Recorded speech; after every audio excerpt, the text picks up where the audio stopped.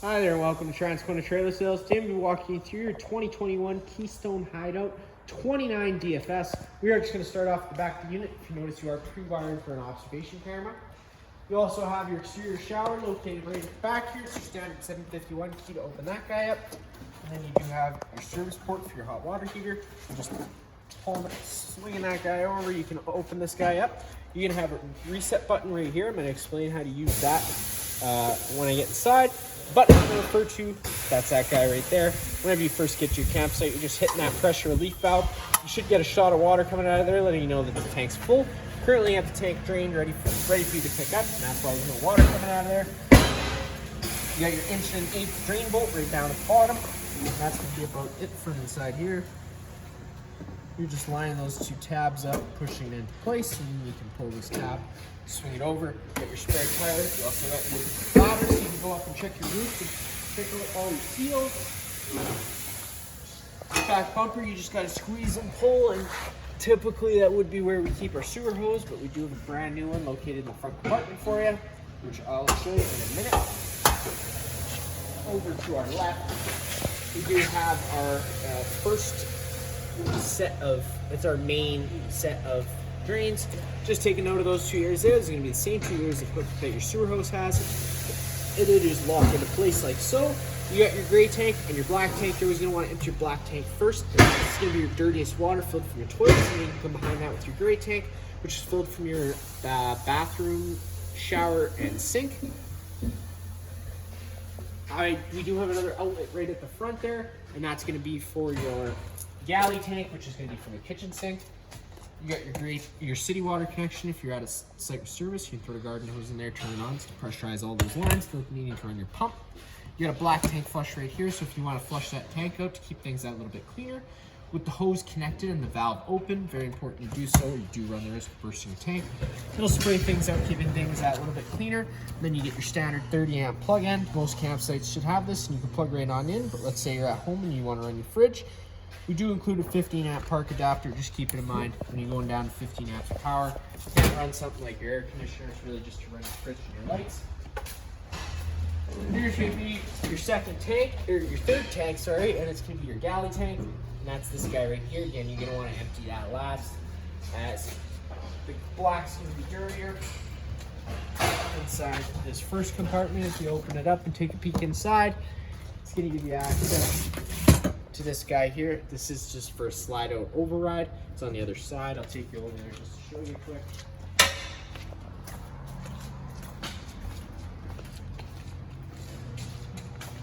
Sorry, it is on the side. So if that landing gear isn't going down for whatever reason, if the electric motor were to fail, you just take that tool, stick it in there and line it up, and that'll allow you to manually run those feet up and down in case the motors were to ever fail, as they may be stranded.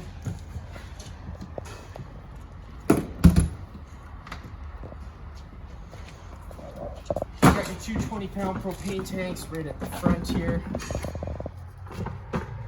Most of the time you can get what you need done right through this flap, but for the purpose of the video, I'll just peel it off.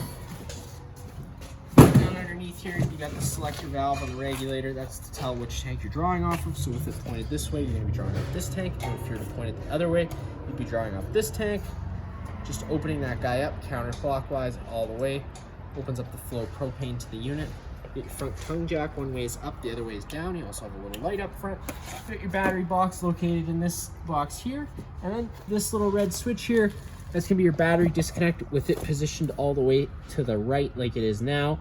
That's what the battery's connected to the unit. If you were to position it all the way to the left, the batteries would become disconnected from the unit. And on this side here, opening up this compartment,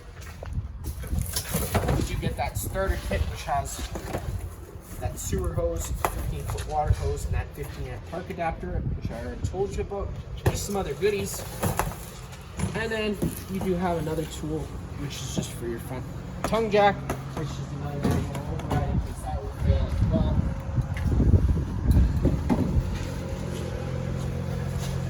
Both the front and rear jacks work the same way in this unit. You got your button right here. Hitting that button extend, those feet start making their way down to the ground. down. Sometimes they do go down individually like they are now, but eventually they will go down, and you're just holding that button extend until both feet contact the ground, and you hear the motors wind up a little bit. Again, you are just using these for stabilizing and not leveling. So as soon as the motor starts taking a load, that's all you're gonna want to do, and then just retract it. Same thing, holding the track, motor's gonna, or the feet are gonna start making their way up.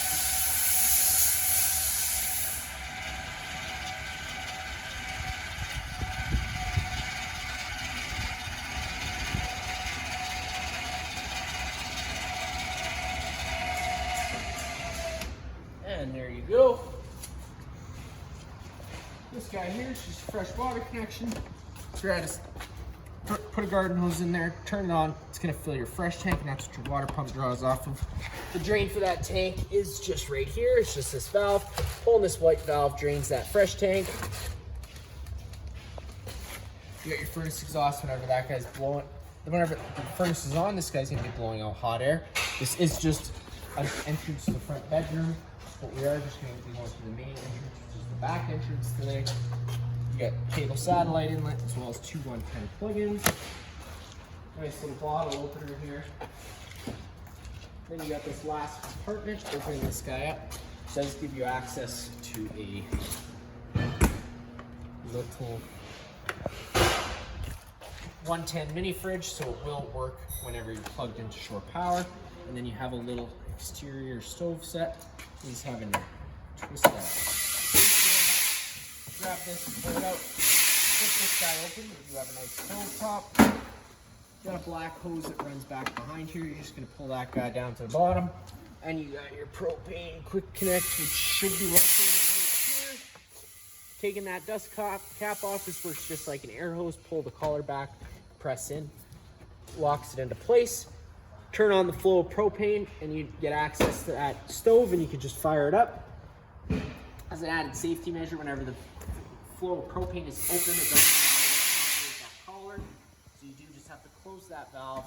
It'll allow you to pop that out, making sure you put that dust cap back on. That way you don't breathe inside there. Then you can tuck the other end back into the back here. Push this back in when you're done. Always making sure you do latch that travel strap. Travel lock, that way you don't damage anything when you're moving it around. To get inside the unit, you're just taking that assistant wheel, pushing it up 489 degrees, it'll lock into place. You can open up your main door here. Making sure you do open it up all the way to allow those stairs to be able to exit fine. Pulling these guys down, we do have these pins here. Makes your feet adjustable so you can adjust your stairs to your campsite needs. Taking a step on inside, fixing your nose off on your right, give you that fire extinguisher, just like hold, pull the pin and shoot. And then on the wall here, you're gonna have some light switches. This light switch 1 does the main living space lights, and this light switch 2 does some accent lights in the cabinets above the sink. You get your slide out button. Pushing and holding that down will allow that slide out to start making its way out, and once fully extended, you're gonna hear the whines and the clicks of the motor, and that's when you know to let off the button.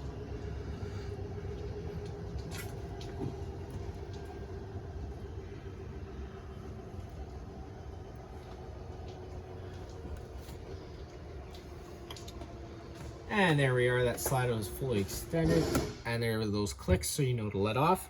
You have a monitor panel system up top here, just gonna tell you all your tank levels as well as that battery level. You can either fire up that water heater on gas or electric. If you do fire it up on gas, you're gonna hit that power switch. The water heater is gonna try lighting itself 3 times. If on the 3rd try it doesn't light, this DSI fault light's gonna stay on. In that case, you do just have to turn this switch off, go hit that reset button I showed you earlier, then turn it back on, and it could try relighting itself. But if you're firing it up on electric, just hit that switch up, and it'll automatically warm up that tank. You got your water pump switch, turning that on does draw from your fresh tank. You have an awning light switch, which turns on a nice little LED underneath the awning. Get that awning out, you're just hitting and holding that extend button. You know, awning is going to start making its way out, and once fully extended, you're going to see the back of the metal tube and the little flap hang down.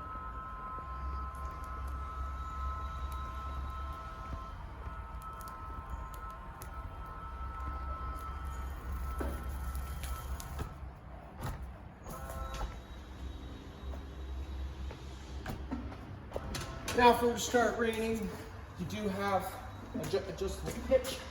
You're just having to squeeze these tabs in. You'd be able to move this to whatever section you want. Obviously moving it down would bring this end down, and if you were to bring that end down, you'd have more shade underneath, but always making sure you have them at the same setting when you bring it in. Push and hold retract, the awning starts making its way up.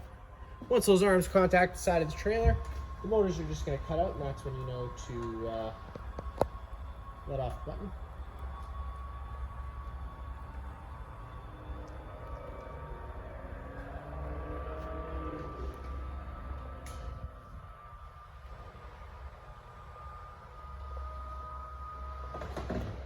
And there you go.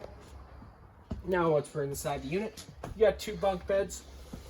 Both have lights on their own center push buttons, as well as plug-ins at the back there. You got storage space. Opening up this door will give you access inside this bathroom. Light switch is just on the wall.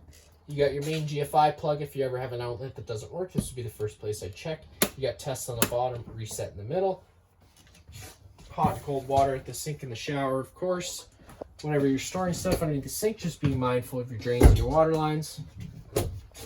Medicine cabinet with some more storage space.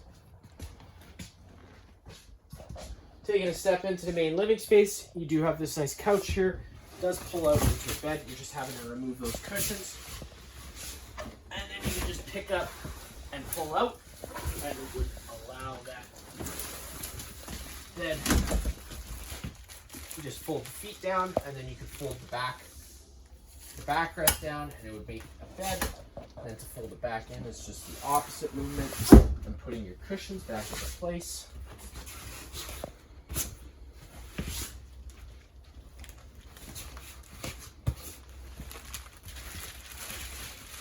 All the blinds in the unit do work the same way.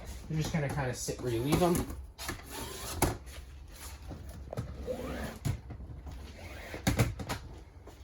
Then you get into your dinette area. Again, two lights on their own center push buttons up top, or you can just turn them on with the switch on the wall.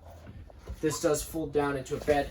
You're just having to slide this over to unlock it, pull in this arm to allow that table to start folding in, fold it onto these ledges, and then you can take your back cushions, fill in the center, and then to fold it back up is just the opposite.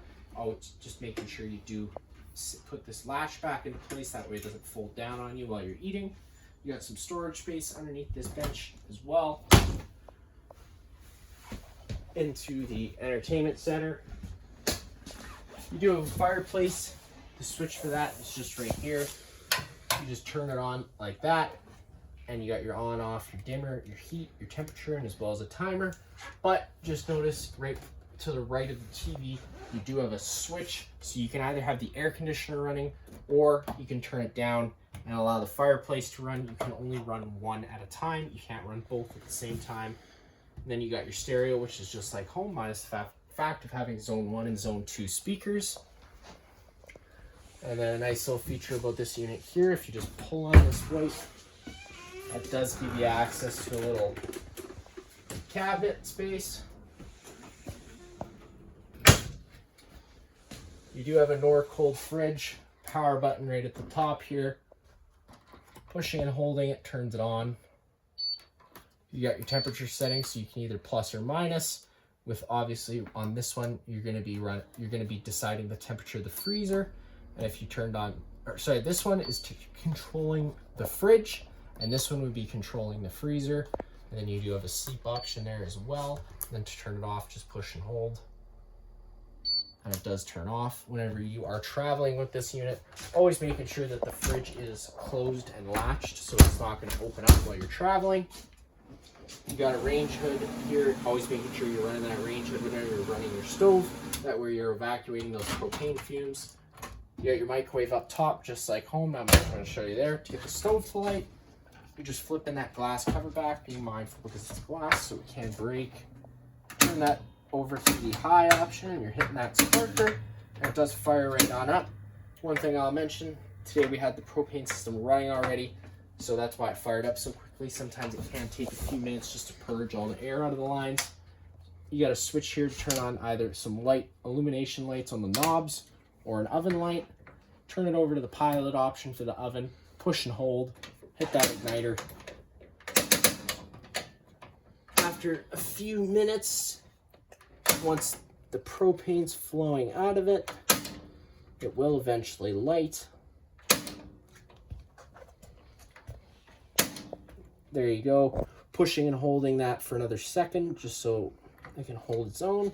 Then you can turn it up to your desired temperature and it fires right on up.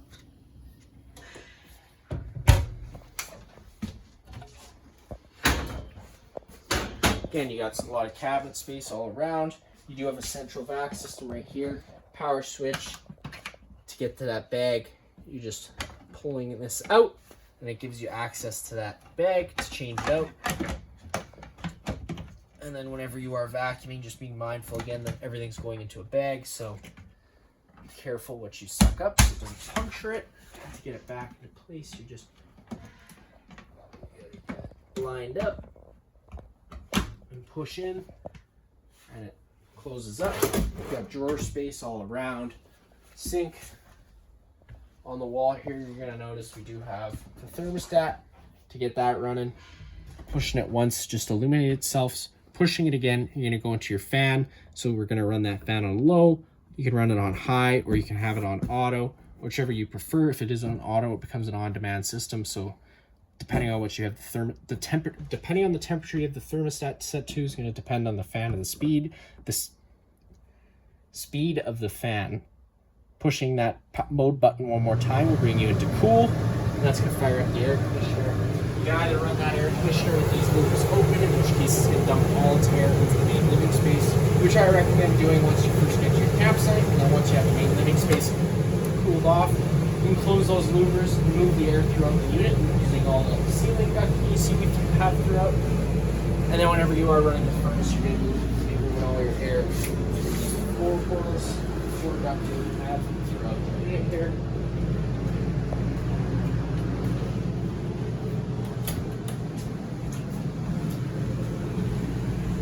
Pushing that mode button one more time brings you into the furnace option, and then one more time again, we'll just cycle over to off. Inside the bedroom space, the lights are on their own side push buttons. You do have a TV backer located inside here, so if you ever want to have a TV. Storage space again all around, plugins on either side of the unit. That's going to be it for this unit here. If you have any other questions, feel free to give us a call.